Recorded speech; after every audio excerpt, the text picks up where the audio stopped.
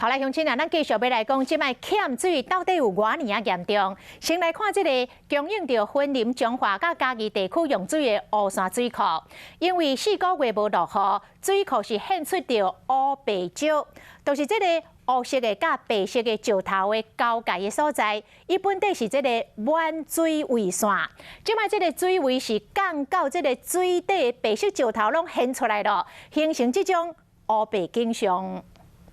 分林乌山水库的水位一直降，即马坝体阁出现乌色甲白色石头横贯过，描述是一条乌白分明的界线。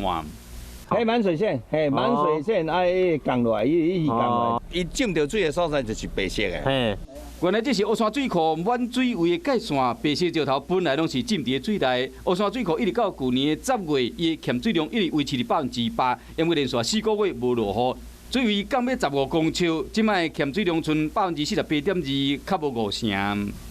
本来一天有供应民生用水20万吨，那现在有减到16万吨左右。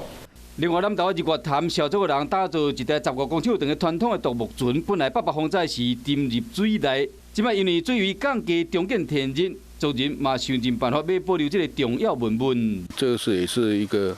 整个日月潭唯一最大的一艘的这个独木舟啊！全台湾的水库欠水量拢一直降低，石门水库剩超过44%，宝山水库22.5%，明德水库强要破10啊，德基水库剩7.6%，强要打去啊。咱们水库嘛剩15%尔，天公伯唔知什么时阵才会落雨。政府呼吁乡亲，先开时水唔通开伤大港，洗菜水会使用来压花，避免浪费水资源。